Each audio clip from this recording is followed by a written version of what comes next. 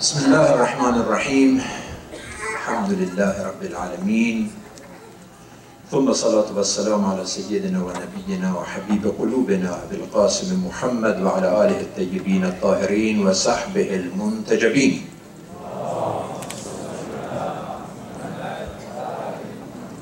Tonight, traditionally, is dedicated to the Ashab al-Hussein. It's beautified with the bravery and sacrifice and courage, their contribution, their confidence, their commitment,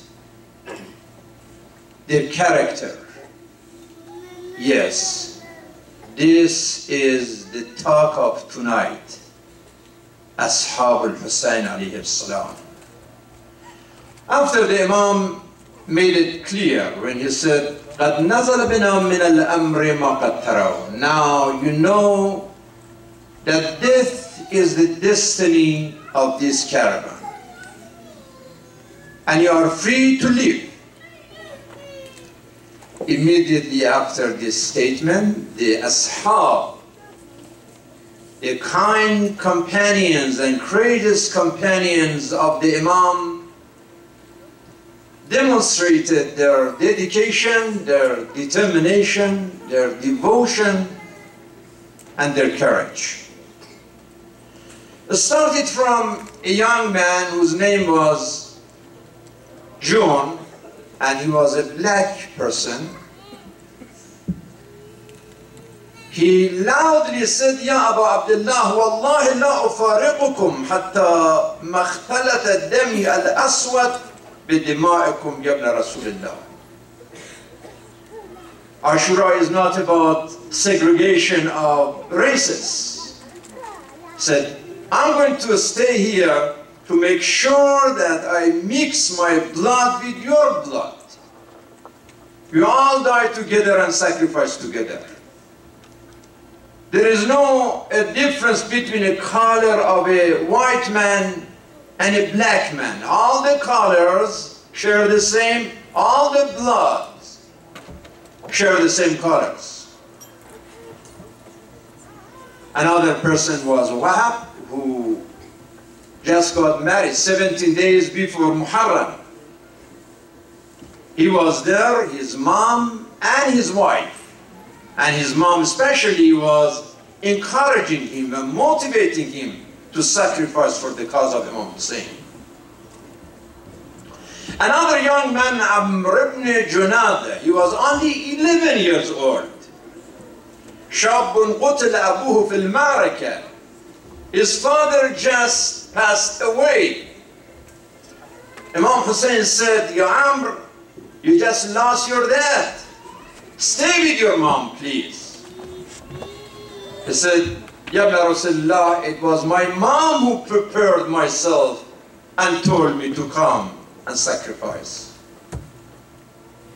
And he, instead of introducing himself, that my name is Amr and my dad and mom, and no, he said, "Amir Hussein wa ni'ma al-amir, surur fa'ad al-bashir al-nadir, Ali wa Fatimah walidah, fahal ta'lamuna lahu mimman nadir?" He's introducing Imam Hussein that I'm the person whose commander is the son of the Prophet. He is a happiness in the heart of Rasulullah. His parents were Ali ibn Abi Talib and Fatimah al-Zahra. So who can be compared with this commander? This is my commander, Al-Imam Hussein. Another companion of the Imam was Hilal ibn Nafi'. He stood up and he said, "Wallahi ma karihna liqa'a rabbina. Wa inna ala niyatina wa basairina nuwali man walak. Wa na'adi man adak." Oh Imam Hussein, it is pleasure to meet with our Lord next to you. Let us meet our Lord together. We are not going to leave you alone.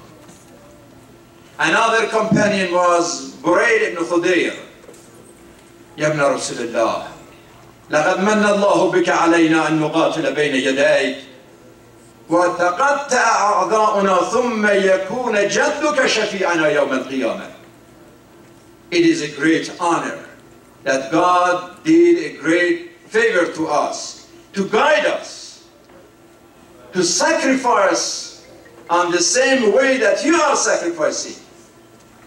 Even if we die, even if our organs of our body got cut in pieces, but then we know that we have this honor to be next to Rasulullah when we meet Allah. Another person, another companion was Zuhair ibn al-Qayn. As a matter of fact, in the beginning he left Kufa. He didn't want to be with Ibn Ziyad, neither with Imam Hussein. So he settled his tent somewhere to be out of this struggle. But Imam Hussein realized that Zuhair was close by. He sent someone to invite him to talk with the Imam. But he was reluctant to do so. He had a wise, wonderful woman, his wife. He said, Ya Zuhair, Ajib ibn Rasulullah, answer him. Why you are confused? Go. It's wonderful to have this kind of encouraging family. There are wives that if their husband want to come to the masjid, they discourage them. Why you want to go to the masjid? Or opposite. A husband who discourages his wife to go to the mosque. Here is about going and dying, and this wife is telling Zuhair, Ajib ibn Rasulullah. And on that time that Imam Hussein made that statement, Zuhair stood up and he said, Wallahi, لوددت أني قتلت ثم نشرت ثم قتلت حتى أقتل كذا 1000 مرة وأن الله يدفع بذلك القتل عن نفسك وعن أنفس الفتية من أهل البيت. Ya Abu Abdullah, this is my wish. I wish I was able to die 1,000 times, to be killed 1,000 times.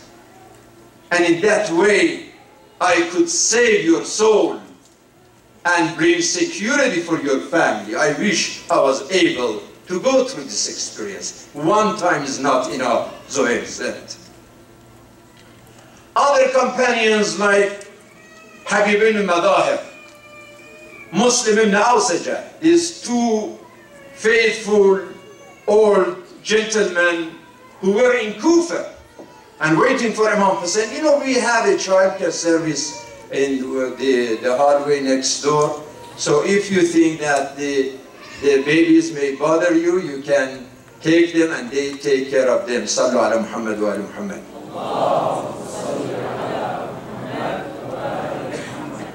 When they heard about the presence of Imam Hussein in Karbala, although all the roads were blocked, but somehow they secretly could travel and arrive in Karbala. And Imam Hussein was so happy to see Habib ibn Madahir and Muslim ibn Awsaja.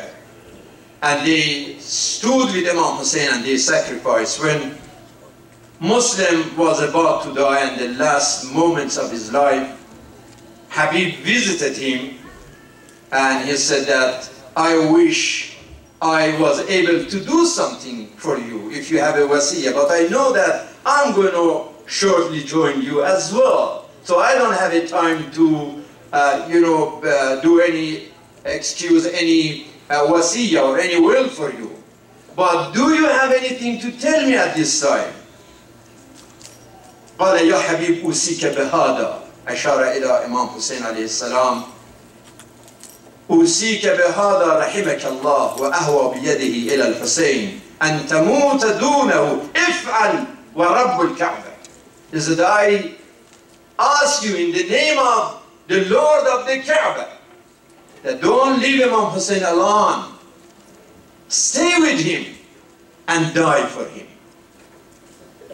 Amr ibn Qard al-Absari is another companion of Imam Hussein that when Imam visited him and it was the last moments of this life, he said, Ya ibn Rasulullah, awafaytu ba'ahdi, Ya ibn Rasulullah, would you agree that I did my duty? Because still I'm not sure, still I feel guilty. I'm not sure that I did my duty properly. قال الحسين نعم يا عمرو أنت أمامي في الجنة.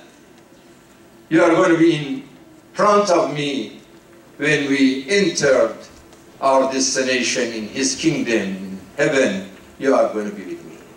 And of course the story of other companions. You have heard about Al-Hurr الرياحي when he said أخير نفسي بين الجنة والنار والله لا أختار على الجنة شيئا ولو قطعت وحرقت.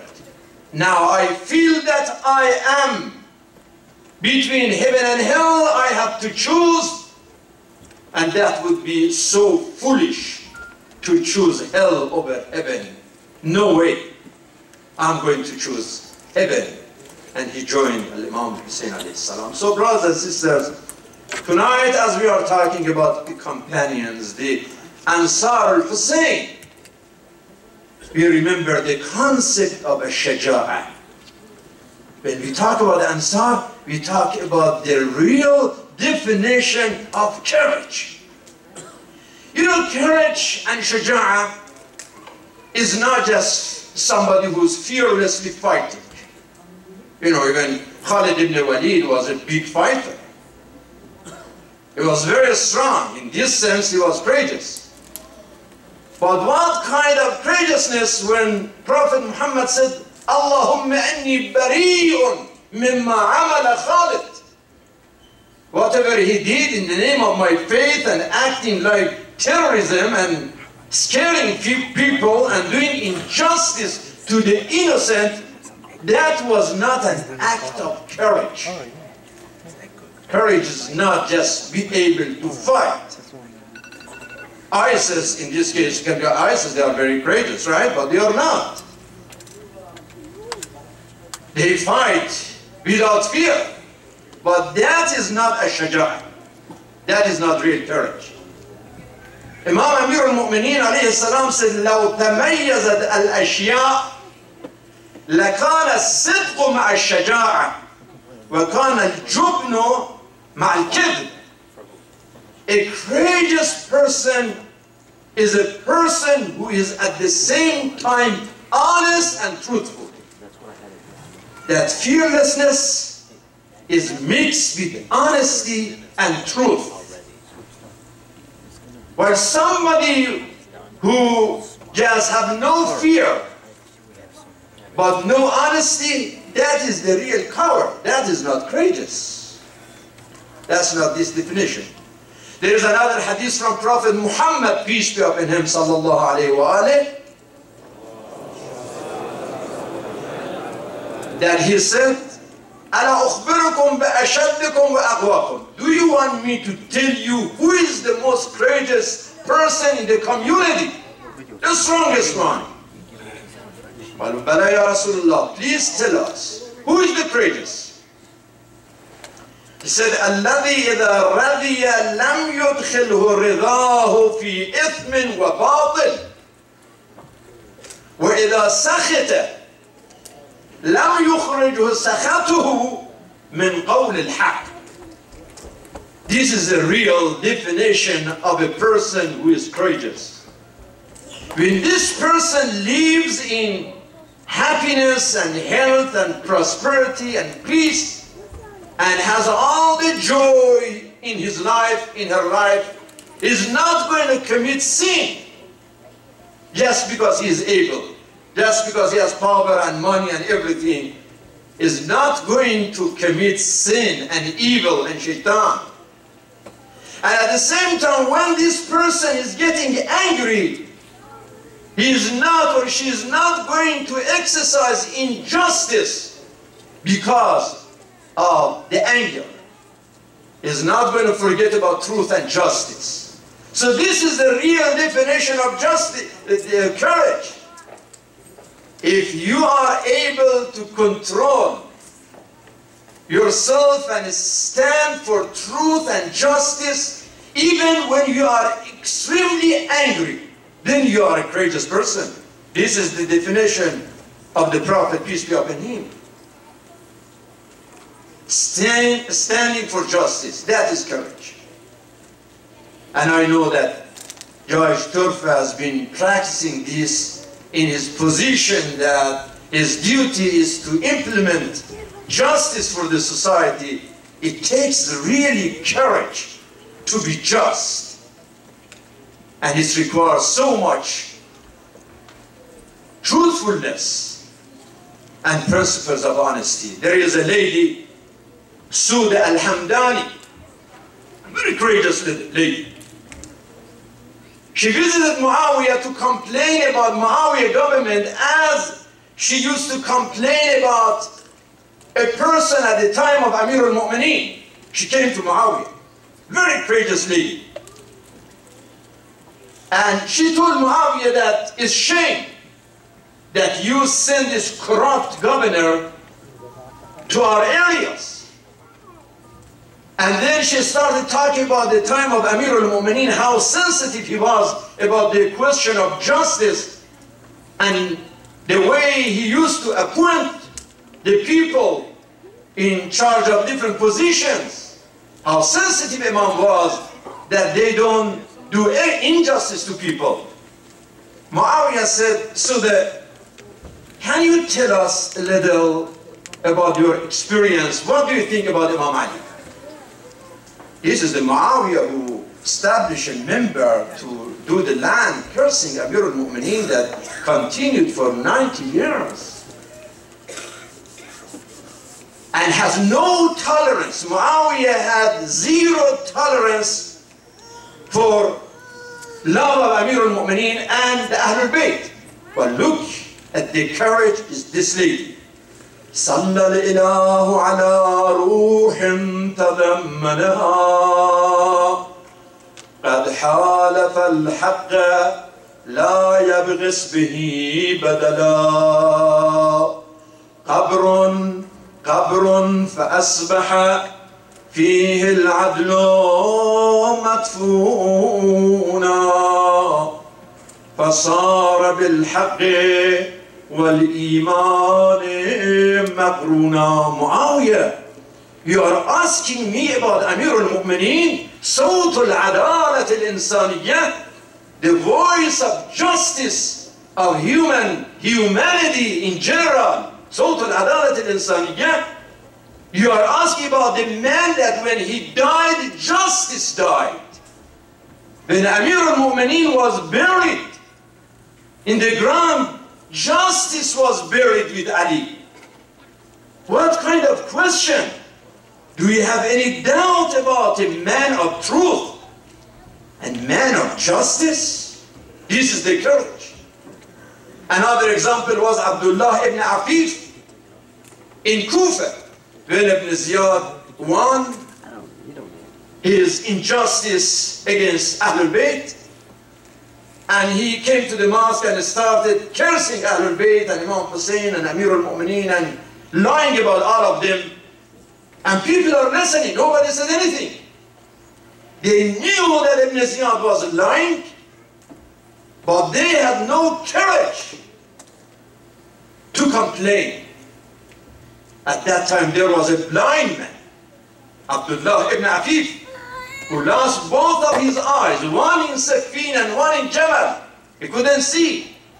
He stood up and he said, Ya ibn Ziyad, inna al-kadhab ibn al-kadhab, anta wa abuk. The real liars who lie loudly without shame is you and your father and your family. How dare that you talk about Amir al-Mu'mineen and his family? Shame on you. Ibn Ziyad was shocked that a blind man has that much bravery to stand up by himself and protest that with power. Who is this guy? He said, I'm going to order for execution. You are going to be executed. You are going to be killed. He laughed. He said, Ibn Ziyad, that is my dream. I couldn't go to Karbala because I was blind. And my heart was broken that I missed that opportunity, lost that opportunity. Now that I feel that a devil person like you is going to kill me, that is a sign of honor. I'm very grateful to God for this opportunity. This is the courage of Ashab al-Hussein. This is their courage. And also their ithar. Ithar means sacrifice. You know, al-ithar a'la maratib al-ihsan wal-iman. Is different from, ithar is different from al-ihsan. Al-ihsan means that, you know, you have like some food for your dinner, but it's enough that you can eat and you can share with somebody else. That is ihsan. So you're not too greedy to say, oh, I'm going to save the rest of it for like tomorrow. It's, no, I'm going to eat and I'm going to share some with somebody else. That is al-ihsan. But al-ithar is that you are extremely hungry and you have just little food just for yourself to survive, but you know someone else is hungry and you are presenting everything that you have, sharing this, not sharing, you are giving this food to another person. That is al-ithar. That is the meaning of sacrifice. It's not that you have enough. That is a son.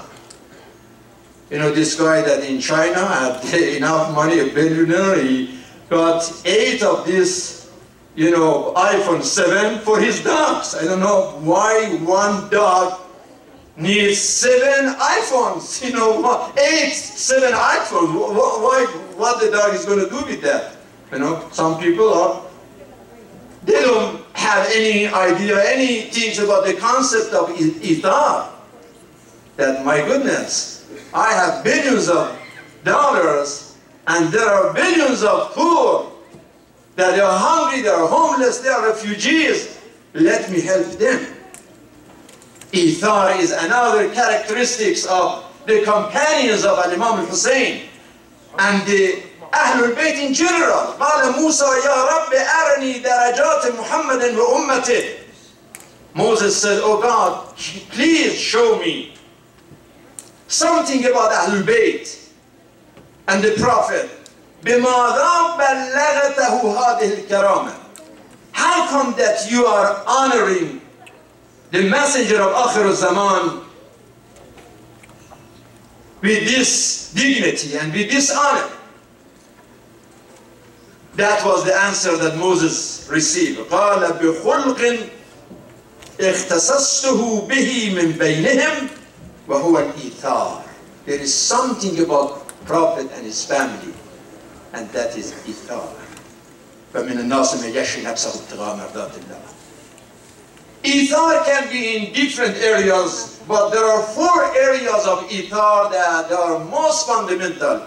Al-ithar bin nafs, that somebody is sacrificing his blood for a great cause, the martyrs of Karbala. Like al-Banin said, كلهم بفداء الحسين, that is sacrifice. All of my sons be sacrificed for Hussein. Ithar al-ard, that someone is ready to sacrifice his popularity, his pleasure in the community, in the society for greater causes. Itharul maqam, that someone is ready even to sacrifice his position, her position. There is a situation that, yeah, the only way to serve a greater cause is for someone to sacrifice a position, and someone, it is sacrifice of al-ithar bil-mal, sacrifice of money. So it is al-ithar bil-nafs, al-ithar bil-mal, al-ithar bil-'ird, al-ithar bil-maqam. And those who were with Imam Hussein, the companions, they went through all kinds of ithar. when Imam said, من كان فينا باذلا مهجته موطنا على لقاء الله نفسه فليرحل معنا. They were courageous and they showed sacrifice. ألا إن أولياء الله لا خوف عليهم ولا هم يحزنون. So when, brothers and sisters, we honor Ashab al-Hussein, we have to test ourselves a little bit. Compare ourselves. Don't we say, يا ليتنا كنا معكم فنفوز فوزا عظيما? If I was in place of Hur or Habib or Muslim ibn Awsajah and all of these companions of Imam Hussein, if I was in their situation, what would I do? Can we test ourselves in this Ashura? I want to